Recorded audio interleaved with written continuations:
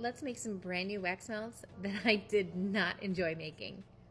So first I'm pouring some brown wax into these top two molds, and you're going to see that the wax is spilling off on the very tops of the molds, and it's spilling over onto my table.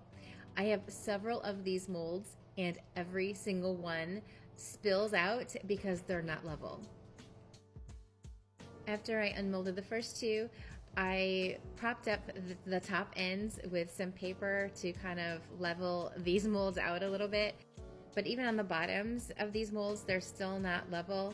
So I ended up having to just keep pouring over and over to make sure that I had everything covered in these molds.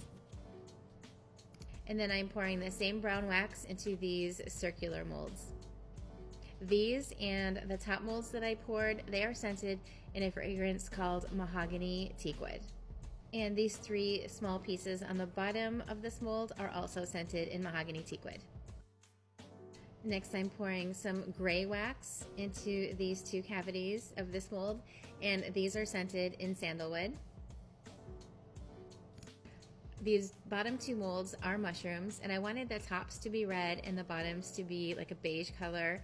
And because of the way the molds are made, whether I poured the wax on the top part or the bottom part, they were each going to spill over into the other section. So what I did was let them harden a little bit and then kind of break it off at the base and just break the base off, and then re-pour my beige wax into the mold. And I'll tell you what, this was a lot of work for a tiny little wax melt the size of my fingernail. After they had set up, it's time to unmold. And these top two molds are tree bark. These little round molds are little tree stumps. And then we have a tiny little pine cone, a log, and an acorn.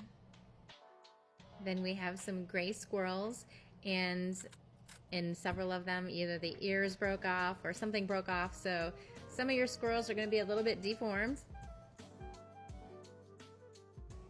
And then this is how the mushrooms turned out. Did they turn out adorable? Yes. Do I never want to make them again? Also yes. These are packaged in my window boxes, and I can tell you there's not going to be very many of these, but you'll get an assortment of all of these different elements in each box. The label on the front says Woodlands, and these are available on my website right now at eartherella.com.